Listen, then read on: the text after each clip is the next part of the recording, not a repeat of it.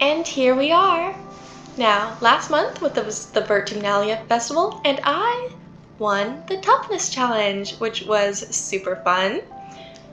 I got to climb, and last time I also learned a bit of information that might mean that I need to go out exploring again.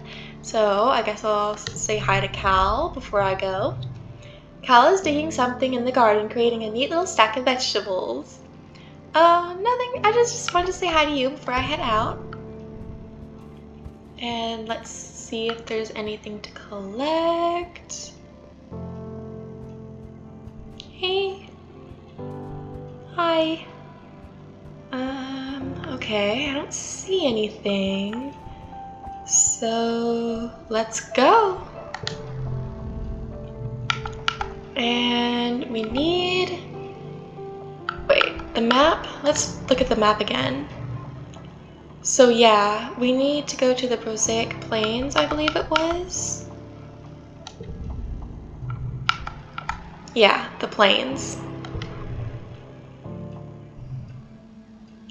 And here we are, once again. So let's look to see if there's anything to collect this month here. Oh hey, it seems like it's always snowy here. I guess that makes sense. It did say that it's colder than usual here. Oh, and we can go further this time too. Nice. I still don't see anything. Have I just walked by it? Or is it really not there? Oh! A creature. A creature. Oh! Another shard! Yay! I knew I'd find something. But also... What's this? Hello? It looks really cool. You're surveying some weird algae bloom when it starts to get dark. You pack up for the day and begin to head back to the base when you see a cloud of dorp's moth fluttering overhead. Them! The same villains that keep eating your crops! You decide to follow them.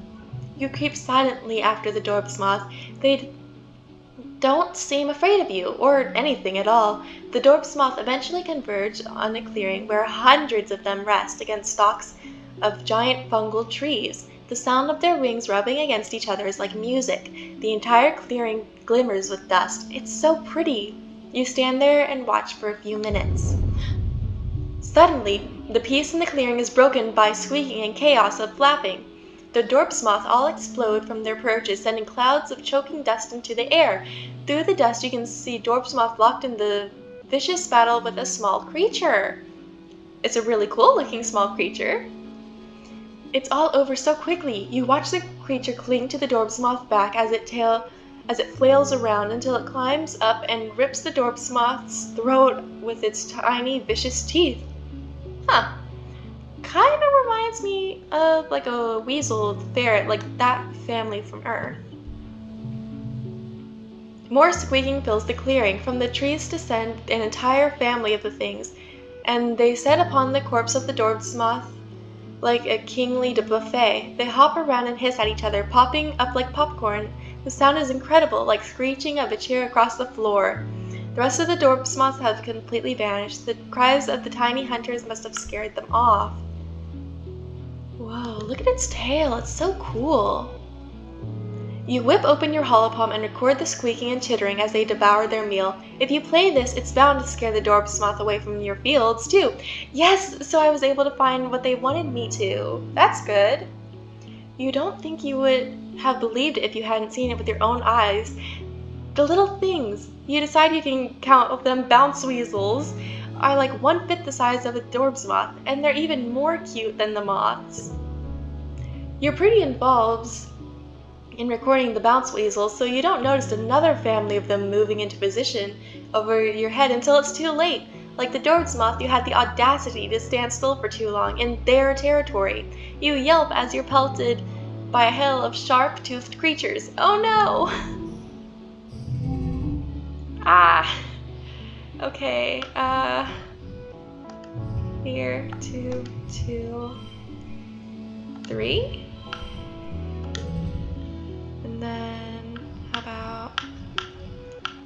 2. Well, I guess I could do that one. 2, 2, 5. Okay, so now I just need 16. That seems doable. How about 2, 2, 4, 4, and 6, and I got a super goal! Is that the first super goal I've gotten on a challenge? Nice! You cover your head and neck as the bounce weasels bounce right off you. Some of them cling to your jacket, nipping little holes into it, but when they can't get their teeth into you, they bounce away into the forest, chittering in anger. You can't wait to show Cal the battle of cute versus cute. This planet is pretty cool. Plus, now you have an idea about how to keep the moths away from stealing your crops. Yay! So, what's over here? Is this... Oh yeah, this is a place I've been before. Now, let's see what those not turtles are up to. I forgot what they're called. Well, you are guarding your territory. Are you doing the same thing? You spot a familiar looking fruit. Hey, you've seen this bush before. That's no rock underneath. It's part of one creature, an arborescent photosynth, a bushbub. It pays you no attention, continuing to blend with the rest of its surroundings like a boulder. I mean, we can try. You're not letting it get away with being delicious.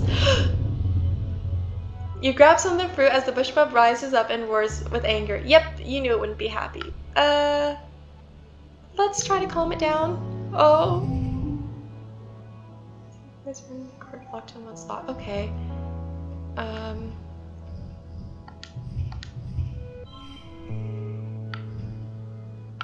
Well, there's 20 right there. Here's... Okay, so then there's 17. Now I need 27. That's kind of a lot. Okay, so how about 1, 3, 4. Oh, I did it! Wow! I can't believe I did it! You soothe the bushbub, but it doesn't seem interested in letting you have any of its fruits. That's okay. Could it be the same one you harvested the last time? It lumbers off into the forest. Well, now the way is clear. Yay, mushwood! Flower, flower, flower! I see a flower! And more mushwood! Oh, I can't get that mushwood until I get past whatever is right there. Let's see how far this way I can go. Only that far? Okay. Well, I do want that mushwood. You spy a creature that kind of reminds you of Cal's illicit pet socks! Okay, yes, this is another thing that I need to look for here. A dilly pillar, maybe? Except it's huge. Really, really long. Like, as long as a stratospheric enormous. Could it be the same? You aren't totally sure. I had a feeling it might just be getting bigger. You watch it using your holoculars. So far in this distance, it looks like a train crawling along one of its great cliffs along the rustling ridges to the west. It crawls down the cliff face towards the Great Plains not far from you. It sniffs around the base of the cliff for a long time. The cliff is made of sparkling iridescent rocks, almost the same shimmer as the dilly pillar's scales. Pretty! The dilly pillar starts to eat something. You can't quite see what from so far away. It seems like it's eating something that grows in the rocks. It grazes for nearly an hour, then crawls back up the cliff base and disappears, heading west. You take diligent survey notes, but you have another motive. Whatever this creature was eating, maybe Socks needs it too. After it leaves, you investigate the base of the cliff where it had been. There is some scrubby grass growing there that seems pretty common. You grab a few handfuls of these, and a flower you've never seen before, orange and kind of lumpy. You uproot a few of these as well to bring back to Socks. Better bring these to Cal. I will. And I got another mushwood. And another thing. A series of small circular pools chained together to form an impossible body of water. You don't see an obvious route, though, as the path does continue off into the distance from the other side. Could we go around?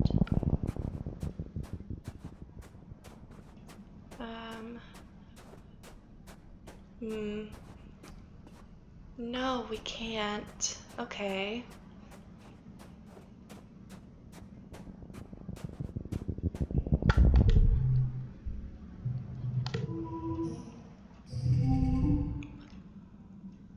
Okay. So we can do 4, 4, 4. And that gives us 18. Okay, so now 2, 4, 5, 6. Oh, oops. Okay. There, that'll give us more. And now we just need 4. So here's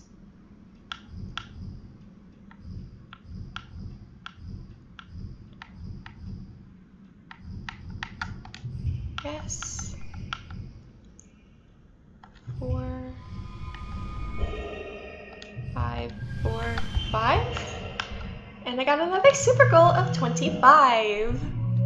Nice. There's a narrow place where 2 pools meet that you think you can leap over. Those little ponds look too small to house anything really dangerous, you hope. You approach the water's edge. Leap of faith. You make it over the narrow gap. Nice, you feel empowered. Woo! Yay! Whoa, the crystals are kind of big over here. Ooh, look at me, look at me. Oh. Okay, and there's another thing here. Oh, there's a flower over there. The water in this pond is slightly greener color than you're used to seeing. It smells sweet, kind of acidic. That's odd. Ignore it. Okay. Yay, a flower!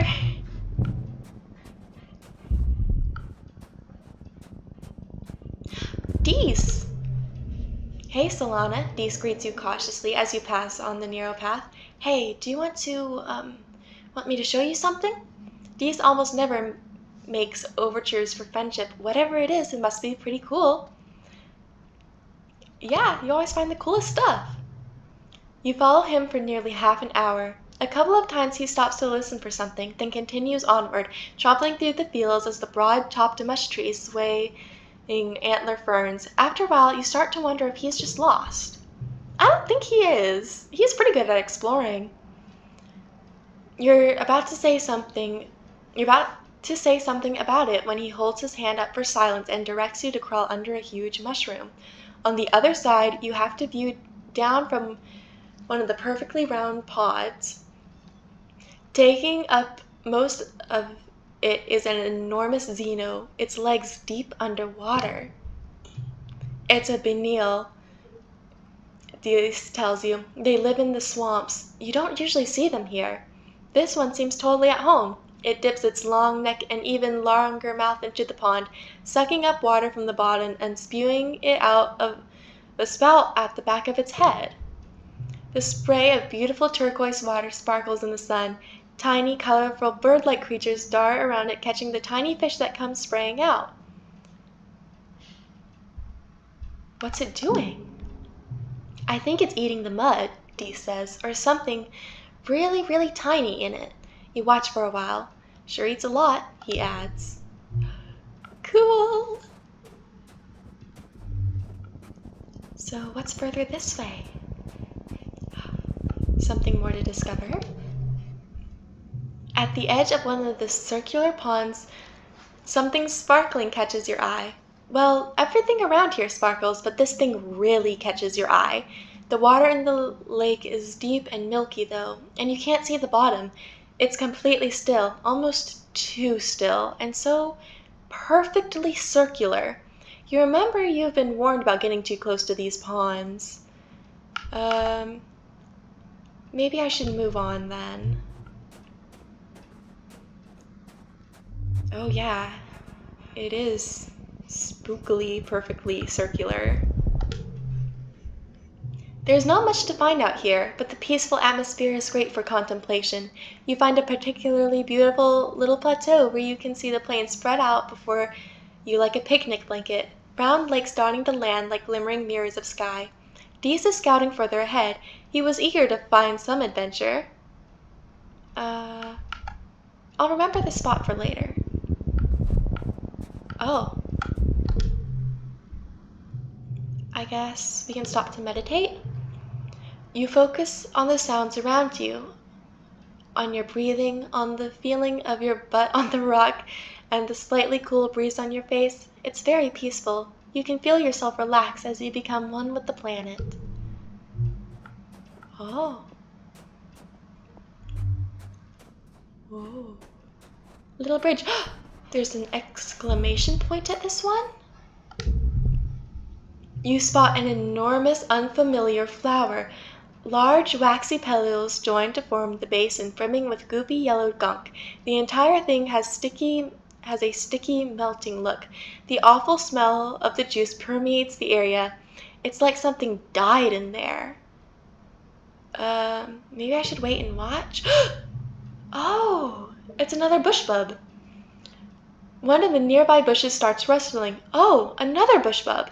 It approaches the plant and dips an arm into it, bringing its face and licking it. Then it sticks its head right in there and drinks it. You try not to gag. Blech.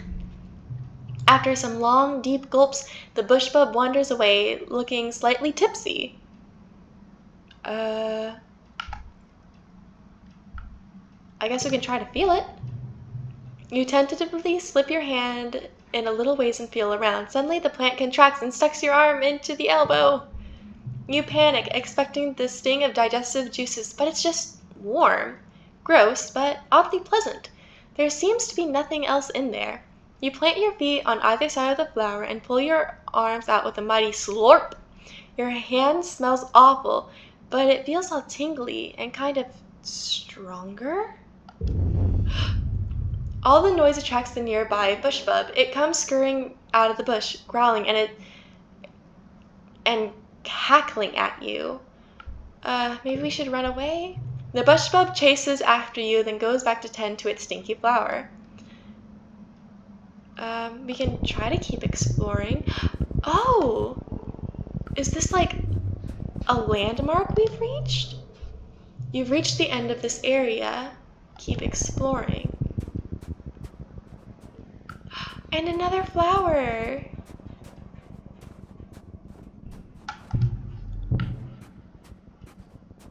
And it looks like that's everything. Plus, it's the end of this area, so I guess we should go on home. And we're back! And now, it's the last month of dust.